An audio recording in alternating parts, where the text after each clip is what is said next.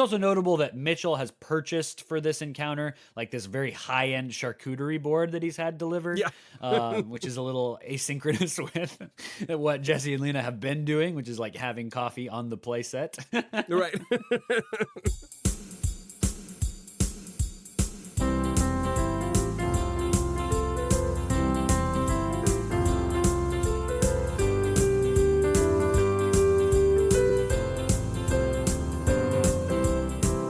Welcome back to No Script, an unscripted conversation about theater's best scripts. I'm Jacob, and I am again here with Jackson to discuss another great play, played by a new playwright to the podcast, a play that's gotten just a lovely, strong production history since its premiere in 2017. A very, very different play than the last couple of plays we've been discussing. It feels like this past 3 episodes makes like sort of a strange trio that, about like weirdly like parenthood, but also like times and histories and styles. So that's very fun. Today we are discussing the play Cry It Out by Molly Smith Metzler. Yeah, excited to chat about this play today. New playwright to me today. So it was great to read one of Metzler's plays and kind of jump into this, like, I don't know, it just like feels like a very real sort of conversation. Like the way these characters come off, it's like my ability to jump into the world of the play was so much shorter than other plays, some other plays at least, of like, yes, I am immediately bought into what these characters are talking about, and the slice of life is right there.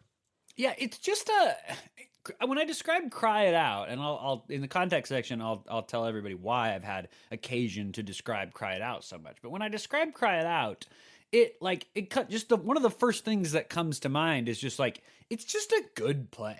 Yeah. It's just like a solid, good slice of life play. It's got kind of the right number of scenes for just a good contemporary drama. It's not trying to do a lot in terms of like numbers of locations, numbers of characters, crazy plot developments. And really, the story is very much more character based. This is about a particular moment in a couple of people's lives, and it's told in the way that drama tells stories really well, I think, which is in more extended scenes, where you get more in-depth dialogue as action. That's just, it's great to see a playwright at the height of her powers employing that lengthy dialogue as storytelling. You just don't, that's just great. Outside of the theater, where do you get scenes this long? Where do you get exchanges this in depth? It's just wonderful. Yeah, absolutely. Like the way that conversation naturally shifts between like so many different topics, but we wind up talking about the same thing. It's fully on display here. And I love too, I'll say more about this later for sure, but I love too that this play doesn't like land a plane somewhere, right? Yeah. Like this is like right in the middle of all the things, and we get to the end of it, it's like, oof. Oh man, this is all still very alive. So it's a great play for a lot of different reasons. Excited for the conversation today. Before we jump into the conversation, though, want to take just a second and give you a heads up at the programming to come. Woo-hoo! We've got our themed month on the way. In just a few short times left, we will be jumping into our themed month, which is Adaptation Month. This year round, or this season around, we'll be dealing with 4 plays that are adaptations, and excited for the conversation there. So bookmark your calendars, and if you want to kind of get a little bit of a sneak peek at them, the patrons over at patreon.com already have. So you can check out our Patreon over at patreon.com/noscriptpodcast if you're looking for a way to get into the show a little bit more. You get access to patron-only posts over there for the low price of only just $1 a month, $12 over the course of the year. There's a number of different tiers over there that you can avail yourselves of as well. But thank you to all of those who have decided to become patrons of the show. It means a ton to us. We love getting to do this show, and y'all make it happen. So thank you for being patrons, and if you're looking for a way to help out the show and get involved in another way, you can head on over to patreon.com/noscriptpodcast. Thank you so much, and we will see you over there. And now, back to the script. Here we go. So just a little a backstage view for the audience here. We're recording quite a bit earlier in the morning than we normally record these episodes. And so both of our voices are like a full, like a key deeper. Full octave lower.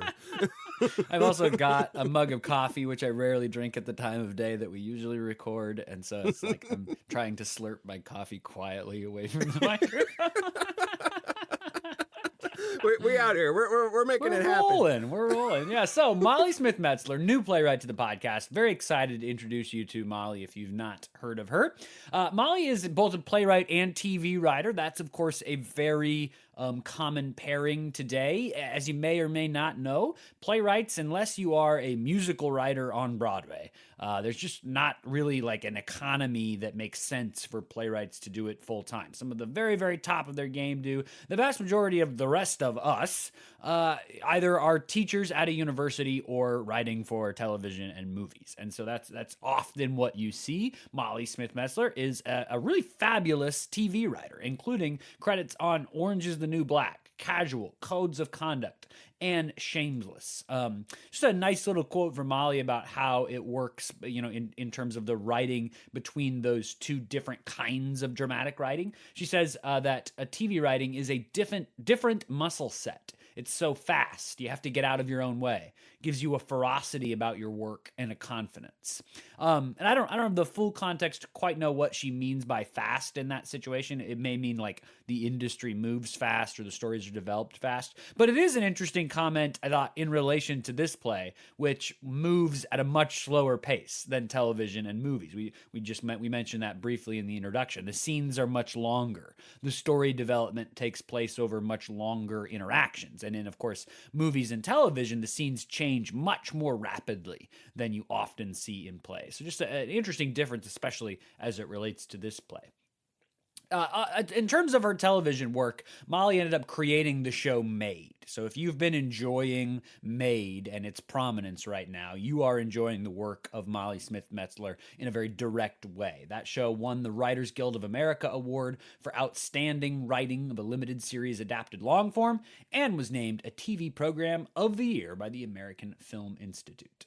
Molly grew up in Kingston, New York, kind of a tough background, a tough place, she says, and grew up in a community that was really divided by class, by income. That is going to appear very prominently in this play. In fact, a lot of what appears prominently in this play comes out of Molly's direct lived experience. I'll talk about that a little more in a moment.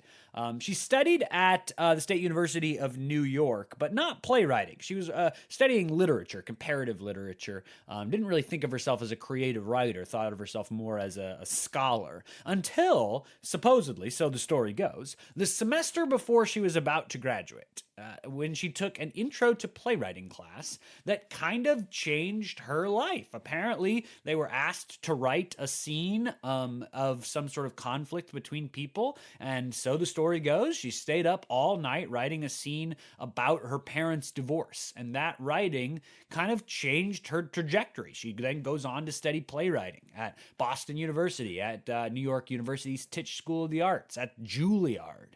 Her first full-length play is called Training Wisteria, and it premiered at Boston Playwrights Theater way back in 2002, so we're talking almost 25 years ago. And it really sort of elevated Metzler's, national attention as a playwright. It received the National Student Playwriting Award from the Kennedy Center. It received the Mark Twain Award for Comedy Playwriting, the Association for Theater and Higher Education, ATHA, for those of you and us who are in theater and higher education. It received ATHA's David Mark Cohen Award. It ended up getting produced 2006 at the Summer Play Festival at the Public Theater in New York, and then is part of the Cherry Lane Mentor Project the next year. Some of her other well-known plays include what I think is a fabulous title, LMNOP, but spelled out, so it looks like a word, LMNOP, Close Up Space, and The May Queen. She's received commissions from the Manhattan Theater Club, South Coast Rep, and a commission for this play by the Humana Festival, which I'll talk about in just a moment. So Cry It Out, and some of this information I'm going to be quoting directly from an article for the LA Times by Jessica Gelt. This play is based on Metzler's own experience. As a new mom, she moved to a small town on Long Island with her husband. Jackson will, of course, regale us with how that fits into the story here in a moment. As a new mom, she worked all day while she stayed home, or she had a husband who worked all day while she stayed home with their infant daughter. They had no money, no children, and Metzler felt depressed and isolated. She finally befriended another mom, a woman who she credits with saving her life just by being there. In an interview I watched with Molly about the play, she said, even more specifically, she said she was at the, whatever the name of the store is, the Stop and Shop or the Shop and Save or whatever it is. She was at there and she saw her neighbor and they befriended, which is, as Jackson will tell you, very much the story of this play. Yep. Molly began writing Cry It Out when her daughter Cora was 2 years old. It took about 2 years to write. During that time, she was also transitioning from just playwriting into this world of writing for television. But as the article says, by the time she wrote the play's final scene, she was living in a sublet in Los Feliz, 2,500 miles away from her daughter, commuting into Los Angeles. So lots going on there. The play takes its name from a parenting method that you may have heard of. It's the Cry It Out method from the 1986 book Solve Your Child's Sleep Problems. The Cry It Out method refers to a means of solving infant sleep problems by relying on the infant's self-soothing rather than on intervention by parents. Listen, if you're a new parent, there's going to be more in this conversation and certainly in this play than if you are not. This is a play about being a parent to an infant, like a newborn infant, not to a toddler, not to as I have now, a 1.5-year-old. This is about those weeks and months of being the parent to a newborn. And so things like the Cry It Out method, you will have heard of, regardless of what you think of it. You will definitely have heard of it. This play was commissioned by the Actors Theater of Louisville, had its world premiere at 2017 at the Humana Festival of New American Plays. That's right, folks. We're back to another play from the unfortunately long gone now Humana Festival. We're going to run out of those at some point because it's gone. Very sad. It was directed by Les Waters in that production. It then goes on to, and just listen to this production history. So we started in 2017. We're going to get to now. So, of course, this is a play that survives the pandemic, which is just tremendous. One of the weirdly subconscious projects of this podcast has ended up being tracking new plays that came out in that late part of the 2010s that survived the COVID pandemic, which killed so much theater and so many great new scripts. So this is one that survived in a big way. So congrats, and you'll see how that happened. 2018 at the Studio Theater in D.C., also at the Echo Theater Company in Los Angeles. 2019 at Chicago premiere at Northlight Theater and a company called Throne Stone in Connecticut. Good name for a company. 2019 also Shadowland Stages in a small town outside New York, and Company of Fools, which I believe is in Idaho. In 2020, it's at the City Theater in Pittsburgh and the Available Light Theater in Columbus. Unfortunately, that production was postponed due to the pandemic. 2021, as theater is starting to come back, Sam Houston State and the Lean Ensemble Theater in South Carolina. 2022 at the Chance Theater in Orange County in California. 2023 at Blackfriars Theater in Rochester, the As If Theater Company in Seattle, at the Crescent City Stage in New Orleans, and the Moxie Theater in San Diego. 2024 at Capitol Stage in Sacramento, at the Clarence Brown Theater, which is the professional company at University of Tennessee, at the Dirt Road Theater in Vermont, at Mildred's Umbrella Theater Company in Houston. And this year, early in 2025, at the Stage Door Theater in Atlanta, at Wham Theater in Massachusetts. Wham Theater is a theater that creates theater for gender equity and has a vision of theater as philanthropy. We've talked about them a couple of times on the podcast. 2025 in August at Boulder Theater Company in Colorado. And then that was jumping ahead, so now to jump back just a moment. Also in 2025, I played Mitchell in a reading of this play for the Montana Repertory Theater. The Montana Rep has this reading series that they do every spring of contemporary plays. And so I was in that one. I played Mitchell. I'm sure that had nothing to do with the fact that I also had a newborn at the time. And there was some lived experience to bring into the role there. I'm sure coincidence. Yeah, totally. We'll talk about that, I'm sure, and about my unique experience. I don't do a lot of acting, so I don't know how many of these scripts either you or I have been able to say, like, we played that role. Right, yeah. So very interesting. So if you are in New Jersey, you have the opportunity to see this play coming up March of 2026 at Playhouse 22 in East Brunswick. highly encourage you to check it out. I mean, this play, I'm very fond of this play. I think it's a very strong script, a really touching story. So check it out if you can. That is an overview of the life of Cry It Out, and just a little bit about the playwright Molly Smith Metzler. Yes, indeed. So we're going to jump into the conversation here in just a moment. I'm going to give us as briefly as I can, a summary of this play. Worth noting at the start of this, as Jacob and I jump into this conversation, we're two people who have never gone through maternity leave, and this play is that the understatement of the pod? Like, we've never gone through maternity leave. That's kind of like a sideways way to say it, isn't it? Yeah.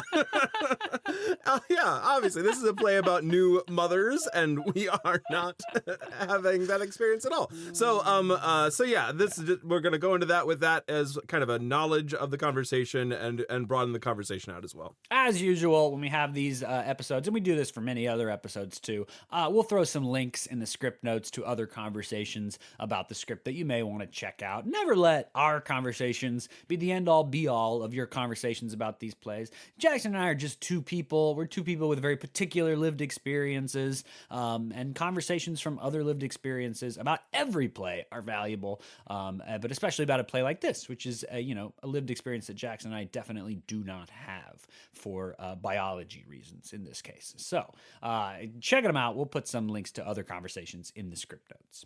That said, we're going to jump into the summary here. So this play takes place in, I think 2017 is when the play was written, but it's really contemporary at the moment, at least. There's some specific references that are kind of planned to adapt or age well. Like there's a mention of an iPad at one point that the show notes specifically say, use whatever the current technology is. How far in the future do you think we'd have to get before the relevant piece of technology there would not be an iPad? It's true. Yeah. You know what I mean? Like, what is when Molly put that script note in there, because she says, like, so if you're going to do this play and the iPad's not the right technology anymore, use a different piece of technology, which is great. So be it. Very fine.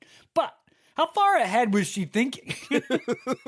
In 20 years, is it still going to be an iPad? I mean, I think there's a chance. There's a chance. Yep. Yep, absolutely. Yep, for sure. So it takes place in modern times, in the contemporary moment, and it takes place on Long Island, a neighborhood of Long Island called Port Washington. This community in particular is sort of right next to the very wealthy Sands Point, which is like one of the wealthiest neighborhoods in the world. It's the setting for Great Gatsby, or one of the neighborhoods of Great Gatsby. And so it's right next door to that. But the Port Washington is more of like a kind of a suburban community. It's 35 minutes on the train into kind of the city center of New York. So it's kind of used as when couples or folks want a different sort of a house, they go out and either rent or buy a place in Port Washington to try to still stay in touch with the community. But it's also a community that has a lot of sort of socioeconomic differences. There's people renting there, but there's people who own like ancient homes there as well. So there's all sorts of folks here. And we meet a number of those folks. Most of the play we spend with Jessie and Lena, who are two young mothers, kind of right about in the same sort of moment of motherhood. Their kiddos are having struggles staying asleep, and so they are basically homebound all the time, trying to be sure that the kids can have moments of sleep in between the moments of wakefulness. They're nursing mothers, and so they kind of have this like difficulty in meeting people. Now, fortunately, they happen to run into each other at the kind of local market, and kind of see each other there, know that they are neighbors, and sort of set up this recurring, or not recurring at first, but this date in the backyard. The whole play takes place in Jessie's backyard / also Lena's backyard, kind of the place where the two yards connect. The play starts with kind of nothing out back there except for this child's play set. So their first sort of coffee date is out back of Jessie's house, and she pulls over this kind of rained on play set for them to sit on. And this first scene is this sort of like, are we friends? Can we figure this out? Are we like we're really drawn to each other and we need each other in this particular moment? They both have their like video monitors out, keeping track of their little ones. And there's all these moments of like, oh no, they're waking up, but it doesn't turn out. And slowly we start to see that this friendship is developing. We learn that there's a lot of connection between them as far as second degrees of connection, at least. Their husbands likely interacted with each other in school because they're both from the area. And so we kind of learn a little bit more about that. We also start to notice that there's maybe a little bit difference in socioeconomic situation for the two of them. Jessie is an attorney and is about to become partner in her firm when she comes back from maternity leave, and her husband is one of the wealthy family of one of the wealthy families in Sands Point. So there's a kind of a class there. And then Lena and her husband are kind of making it work right now. She's on maternity leave and wondering about whether or not she's going to go back to work in the hospital. Her husband has worked for like a pizza parlor for a little while, but now works in sort of humanitarian aid. And so they're kind of trying to make ends meet and living with her mother-in-law right now. Now it comes out in this scene as well that her mother-in-law is a recovering addict and has struggles with alcohol, and kind of sometimes also sort of hides that she is still drinking wine. That'll become a plot point later on. So that's sort of set up. But in this scene, mostly they are just kind of interacting with each other for the first time.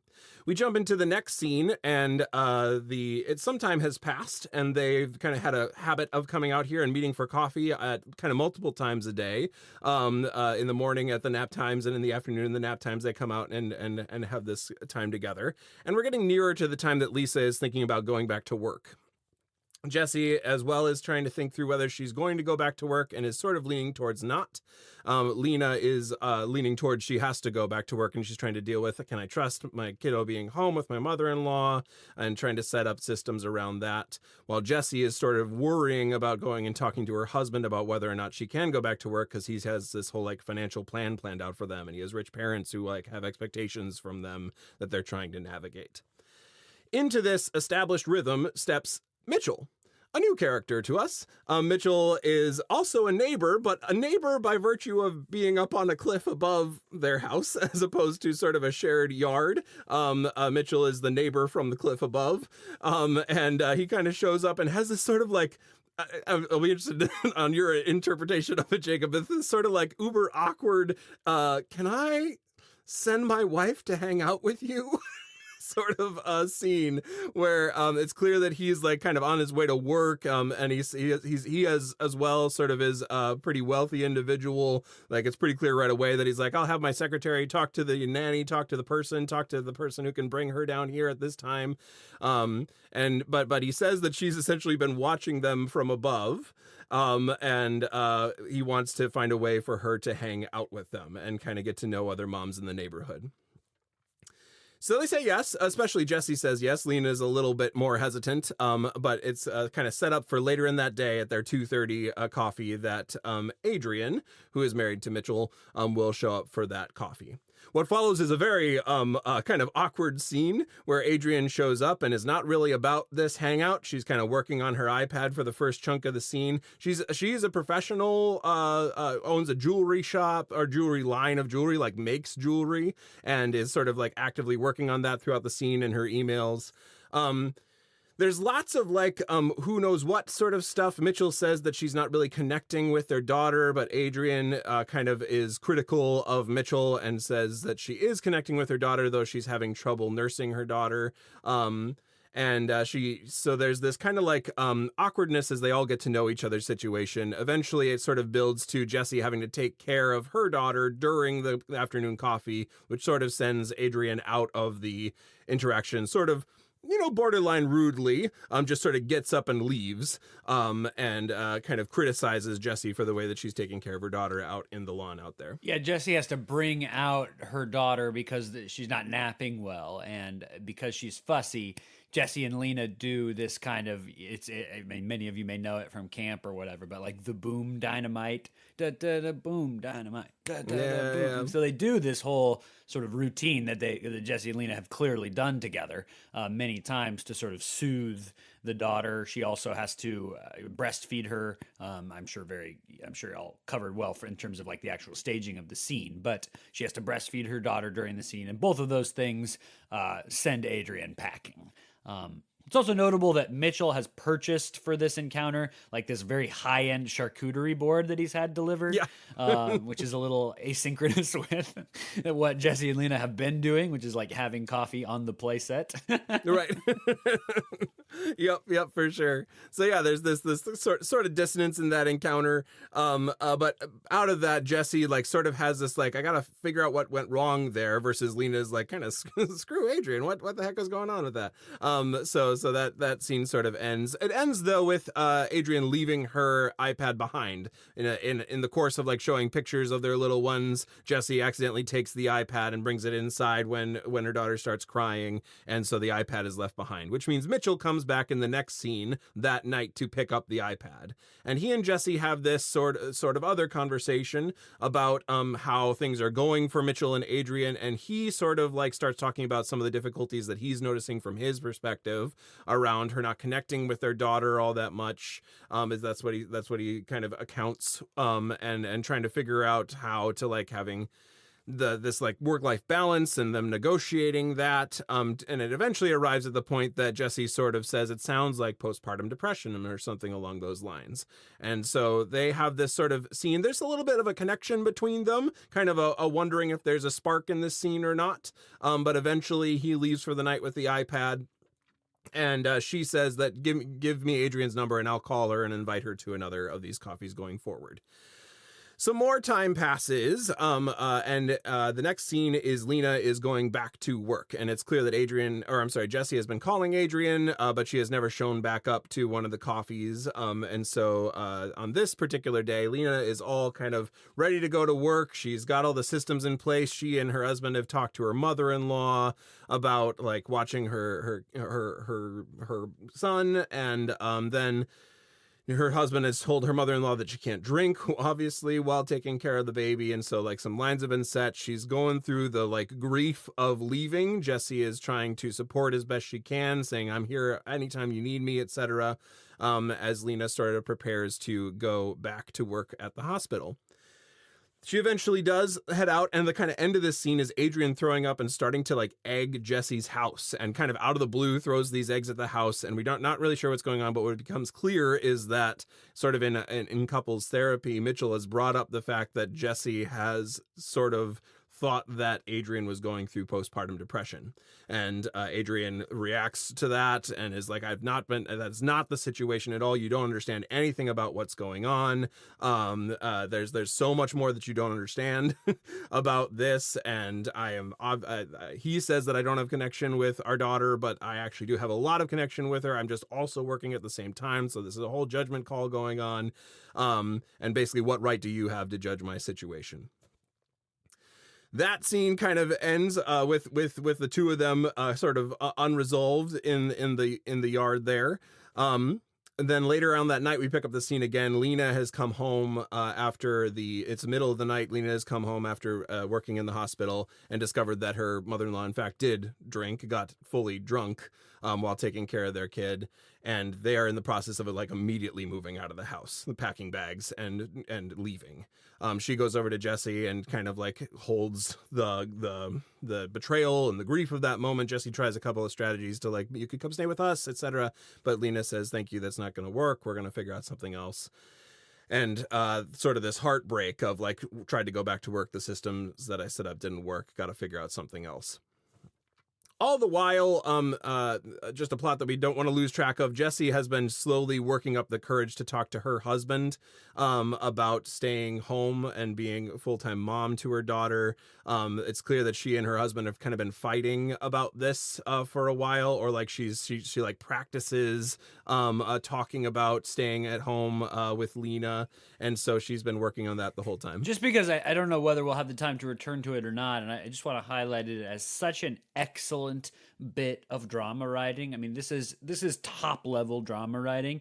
in the scene where Jessie, as you say, she's not told her husband that she's planning not to go back to work. In fact, he's been planning for her to go back to work at a certain point in terms of their income and plans for the future. She's not told him yet that that's not actually her plan. She's preparing to have that conversation. So her and Lena play act that conversation to her, so she can practice, right?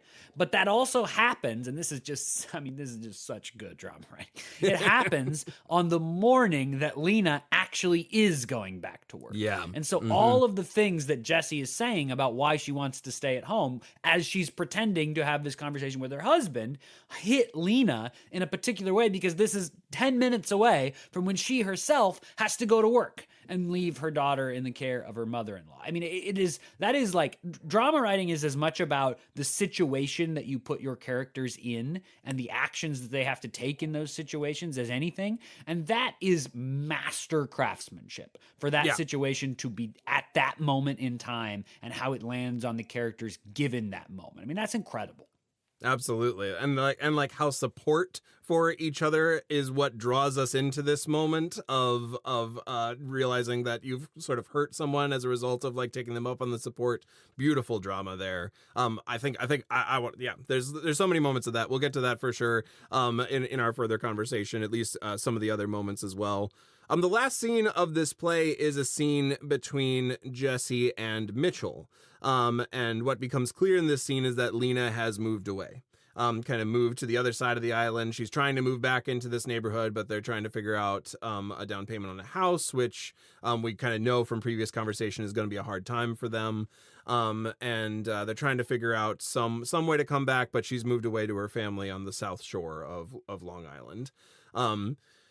Mitchell and Jessie kind of share this conversation. Mitchell kind of shares that, hey, I am going to be kind of stay-at-home dadding for a while. I took a leave of absence from my job. He kind of says I own the company, so I kind of hold all the cards. And you maybe can see some of the work that Molly's doing about privilege and wealth, and the financial. As Lena and her husband are desperately trying to scrape together money to be able to live on their own, Mitchell is like, well, listen, I own my own company. I can take some time off to be with my kiddo if I want. And Jessie is in the moment of having just lost her friend, not lost her friend, but her friend moved away from the nearness. And honestly, like from a parenting perspective, having to move away and not be immediately right next to them is sort of losing the friend. For sure.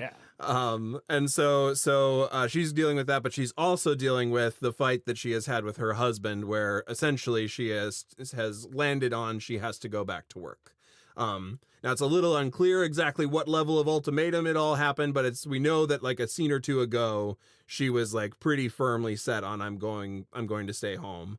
And this scene, she talks a lot about like the goals, the quote unquote goals that she has and the family has, and that it's the only necessary way to go to the next step in those goals is to go back to work.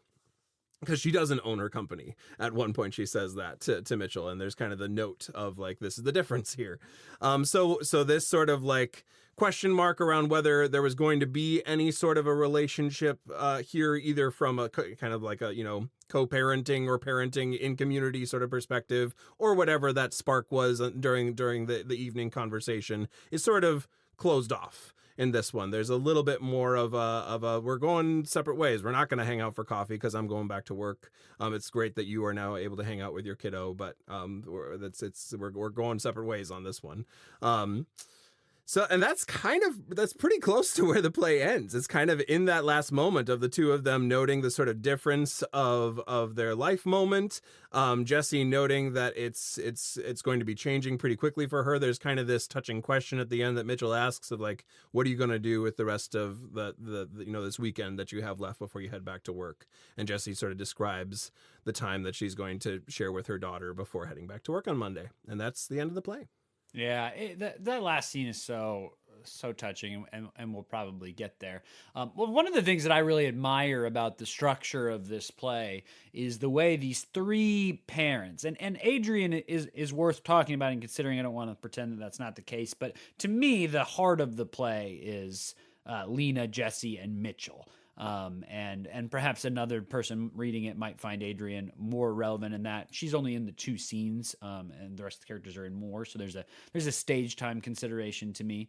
But so at the beginning of the play and in the early parts of the play, right, what the story you're following is Mitchell works full time and is trying to get his wife Adrian, who stays home full time, or stays home during the day and works at night, to be happier with that situation. Lena is preparing to go back to work and is unhappy about it, but has a plan. That's the plan. And Jessie is preparing to tell her husband that she does not want to go back. And by the end, all 3 of those situations have reversed.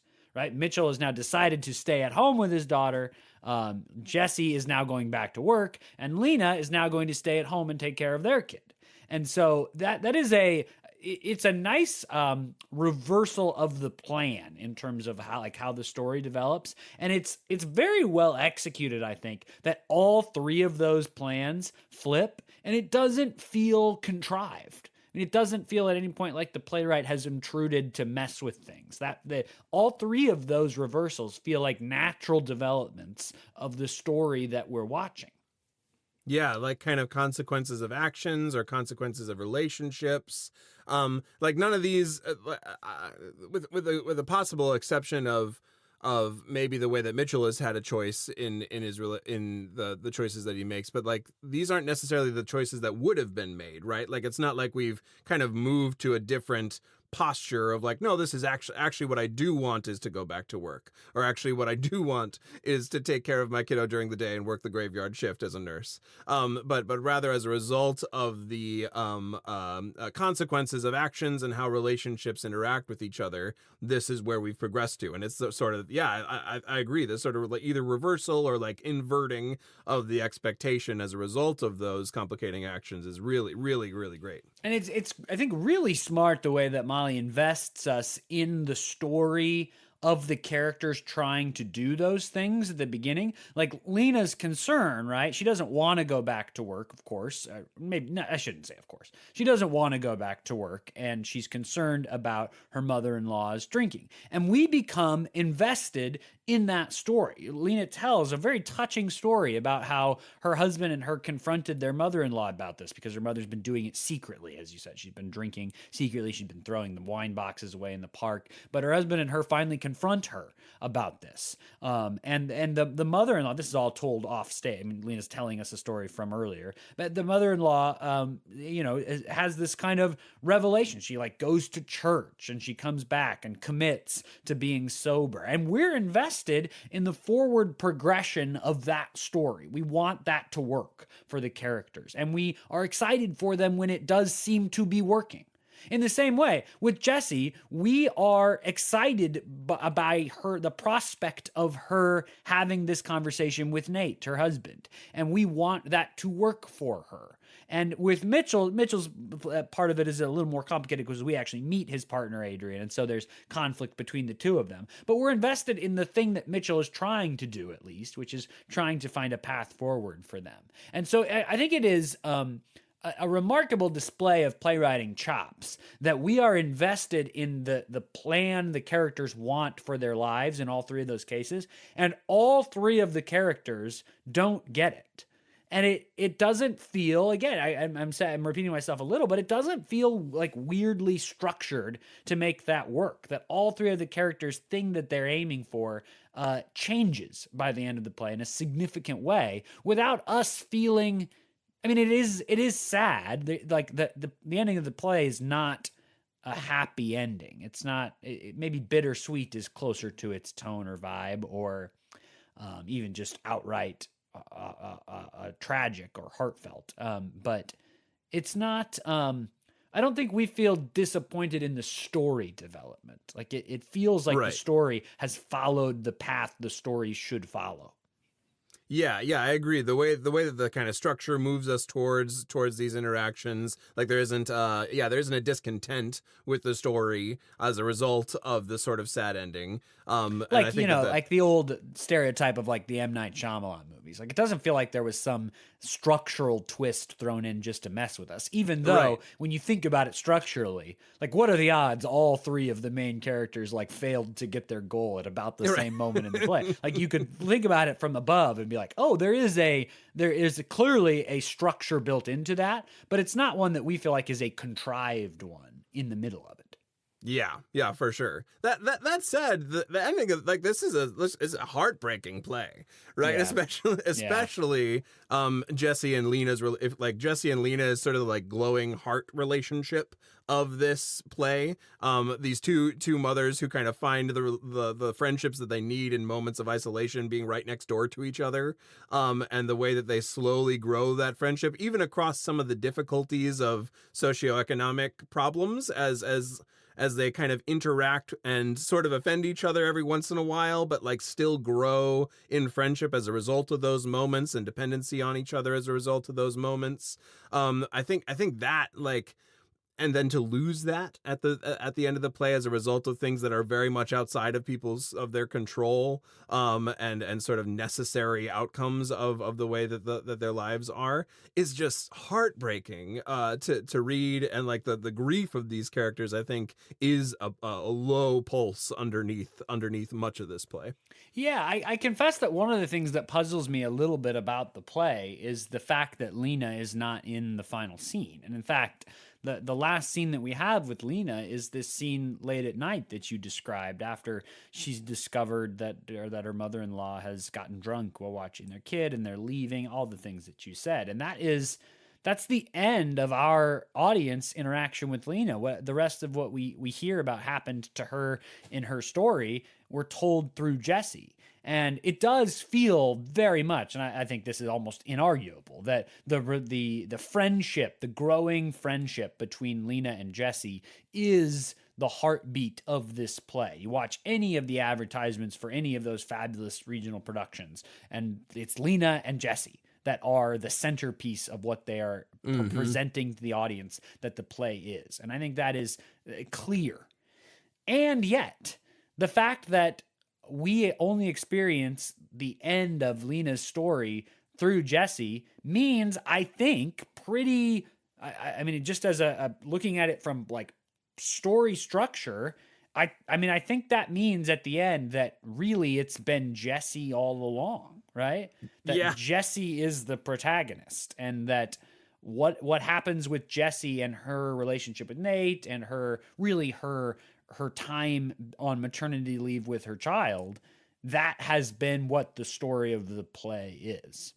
Yeah, I tried to like put on my like, in like script analysis hat and be like, maybe this last scene is like a denouement, right? Like it's kind of after that, but it's not true. I don't think like you can't. I think the script is not set up to do that. And so I think you're absolutely right to kind of note that like it's difficult because I reading the play really wanted the like, and it certainly is that the relationship of Jesse and Lena is like probably the defining feature of much of this play.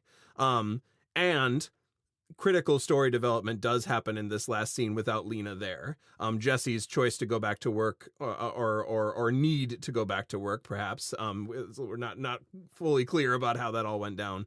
But need to go back to work is announced in this scene, and there is a very climactic moment in this scene. A lot of the scenes have climactic moments in them, though. It's sometimes a little bit more of an episodic structure than like one plot line throughout it. Yeah, So, we talk sometimes about like the dramatic question, right? Which is the question that if you don't know the answer to, then the story's not over, right? Will Luke Skywalker defeat Darth Vader and save the galaxy? The Star Wars trilogy is not over until that question is answered, right? So that's the dramatic question of the Star Wars trilogy.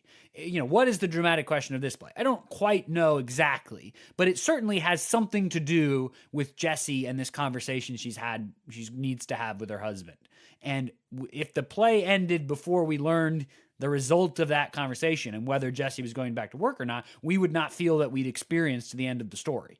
the end of the story has something to do with that. And so the story does not end until that scene with Mitchell. And so, you know, the denouement would be the stuff that comes after the answer to the dramatic question. And that is, so this last scene is certainly not that. I agree. I agree with that analysis. And so I don't know what to make of the fact that we lose Lena in that scene. Yeah. I'm honestly, I would love to have the opportunity to have a conversation with Molly, and I would love to ask that question. I'm fascinated by her answer. It is the case that having Mitchell in that scene does something to Jessie in a particular way, because she's not comfortable with Mitchell in the same way that she has become with Lena. So it changes the nature of the scene to have Mitchell be the one. There's much more tension and conflict in the conversations that she has with Mitchell, in part because the last thing we've seen from that side of the story is Adrian egging her house because of, essentially of what Mitchell did and of Jessie's perceived judgment, or Adrian's perceived judgment by Jessie. And so all that to say, by putting Mitchell in that scene, there is automatically a conflict between them that is maybe not necessarily there anymore between her and Lena. Yeah, it's sort of this will not be the same. Like this cannot replace what was before, and in fact there are things happening that means that what's before is permanently lost. And so there's but I think that is only clear as a result of this scene, right? Like, because the kind of individual moments of, like, Jessie has been relying on Lena to kind of process what's happening with her husband Jake, and she's not willing to kind of go there with Mitchell. Even though, like, Mitchell, like, tries at one point, he, like, sort of, like, offers the space for her to share that. That's interesting. I'd not thought about it in that way, but that is interesting. That if that scene happened with Lena, they would probably process the conversation with Nate quite a bit more than what Jessie is willing to do with Mitchell, which takes it out of, like, if we're gonna back process that scene, the offstage scene between Jessie and Nate where they have that conversation, then the present tense scene between Jessie and Lena, this imagined version that we're imagining, it becomes about that thing that happened. And by making it a conversation between Jessie and Mitchell, Jessie's not going to process it in the same way. They're not going to talk much about it. It's just reported. And the new scene is much more about what happens in the present. That's interesting. I've not thought about it that way. That is interesting. And it's and almost to the extent that, like, it's not even really the conversation that is reported, but rather the consequences of the conversation, to the point that, like, we don't know much at all about what the conversation contained. We just have to sort of make deductions based on what she's willing to share with Mitchell about the consequences of the conversation. Yeah, I agree. But it does. The thing that puzzles me the most, I think, about having Mitchell in the final scene is actually what it means about the scene before at night between Jessie and Lena, as Lena is coming back from work, discovering that her mother-in-law has been drunk. That scene. If that is the end of that part of the play, of the Jessie and Lena part of the play, like, what does that mean for that relationship? Why is that the last time that we see Lena? And I think the more I've thought about it, I come to this thought. In the very first scene between Jessie and Lena, they have a discussion about the cry it out method.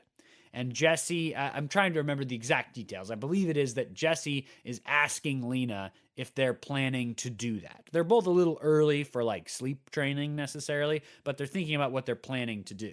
And Lena says, of course we're not going to do that. I don't hate babies. Which is, Lena's a very, very funny character. She's absolutely whip smart, says just hilarious stuff throughout the play like that. And Lena goes on to make this a very touching point in the first scene. And again, whether or not you agree with the parenting part, just let that go for now and just listen to the point. The point that Lena makes is it is, like, natural for humans to cry for their parents in the dark and that one of the things we should be teaching babies is that if you need us, we will be there for you. Is essentially her response to the cry it out method. So this is from the last, 6 lines of the final scene between Jesse and Lena. Lena's describing that she got home and discovered that he hadn't even really been fed all day, her baby. And so he nursed for a long time. And Lena says, so Jesse says, it's not your fault. And Lena says, it doesn't matter. He can't unlearn what he just learned, He knows that it's possible now for him to need me, for him to be all alone in hell and really need me and have me not come. He cried out for me and I didn't come. So there is a drawing together of the ideas from the first scene and the idea from the last scene between Jesse and Lena. But even more, here's the last 6 lines. Lena, fuck, what am I going to do? I have to work tomorrow. John has to work tomorrow. Jesse, drop Max off here. I'll watch him. I can watch him the whole week, the whole month even. Lena, you already have a baby. Jesse, exactly. What's another? I'd be happy to watch him. Lena, you can't do that for me and you know it. God, that look on his face. Jesse, oh, Lena, I'm so sorry. That is the last time we see Lena. So the final words that we see them exchange on stage are Jesse saying, let me solve this problem for you. And Lena saying, you can't. Mm-hmm. And for a play that is, as if you and I agree, really about their relationship, that relationship story ends with this idea that we cannot solve these problems for each other. Yeah. Wow. Yeah. Uh-huh. Yeah, wow. Yeah, this sort of like unsolvability and like deep love and deep desire for connection with the reality of like you can't solve the problem for me.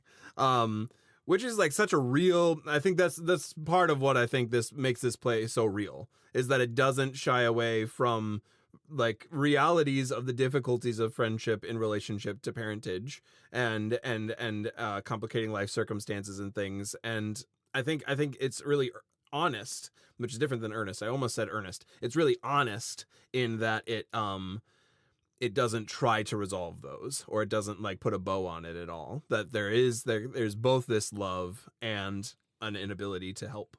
Right, and they come together at the beginning of the play. I mean, we see this is like this is almost a similar kind of play in structure to like a play where you would track the whole like of a romantic relationship, like the meet cute to the breakup at the end. This play shares a lot in common with that kind of story, right? And I want to be very clear that I am not implying at all that Jesse and Lena have any kind of romantic thing or should. I'm just identifying the structural similarities in that kind of story, right? They meet at the grocery store. That's the meet cute of this sort of play. And we track the whole of their relationship until Lena moves away. And Molly's done a lot of work to establish up front that neither of these two mothers venture out a ton with their kids for various reasons, health reasons, exhaustion reasons. When you have a baby traveling anywhere, as I am happy to report, is as stressful as it gets to take a small baby out into the world. So all that to say, so when Lena moves away, that is, in some ways, the end of their relationship, or at the very least, the end of the relationship in this way. And so we follow this whole relationship, and it starts from a place of, like, each of these characters needs something, and that, what they get from the other, is something they can provide. But the very end of their relationship, or at least their relationship in this way, is each of these characters needs something, and it is not something that the other person can provide. Mm-hmm. Yeah, which is, heartbreaking for sure. We're coming down to the end of the time on this particular episode that we have to chat about this play. There's so many different facets, though. I feel like Adrian, we didn't end up talking about Adrian all that often. Adrian's monologue when she's egging the house, truly one of the great monologues I've ever read. Absolutely. Like there's not enough time at the end of this episode to really dig into Adrian as a character, but the way that this play talks about how couples talk about each other. Yeah. And the reality that you really don't know anywhere half of the full picture of the relationship and the way that they're interacting with each other. The other really touching like line that is reported through Mitchell again is that when he finally says that he's going to come home and be the stay-at-home dad, the response he gets from Adrian is "thank you." And interesting. Like, you're describing that as touching. That's not how I played it. I don't think when I did right, sure. I don't think I played it as perspective, touching. That's interesting. Yeah, probably not very touching to Mitchell, but like from the perspective of Adrian's monologue, which is like, I'm working on the biggest account of my life right now, and wouldn't it be great if like people could understand that? Sure. I think that there's a connection point there. Great monologue and great payoff of this character who like comes in so acerbic, so like just like sort of like from a baseline objective perspective rude, but then it pays off with this big scene that you get a brief look in a big way. And it's into interesting too. Just we talk more about structure in this conversation than we often do, but the way the play ends up, right, is that the Mitchell Adrian part of the story is not necessary. Like it doesn't necessarily change the Jesse Lena plot points on their side. Like regardless of what happens with Mitchell and Adrian, the same thing would have happened with Lena and her mother-in-law getting drunk. And so you sort of end up with Jesse between these two worlds. The world of what is happening with Mitchell and Adrian and their child, and the world what's happening with Lena and her husband and their child. And that, of course, is another argument for Jessie as the protagonist of the play, is that she's the one. I mean, Lena has a scene or two with Adrian and Mitchell, but Jessie's the one that has them all, and all of the scenes with Lena. And so that's, of course, another argument that is the character that brings those two stories, which intertwine, they connect, but they are not connected structurally necessarily.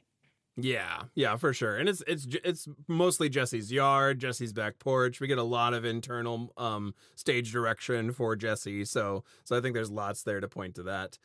Honestly, we could just keep talking about it. We got to wrap it up. Unfortunately, there's so much more to keep chatting about with this play, though. So if you have seen this play, been in this play, interacted with this play in any way, we'd love to keep talking about it with you. You can find us on the socials at the username @NoScriptPodcast.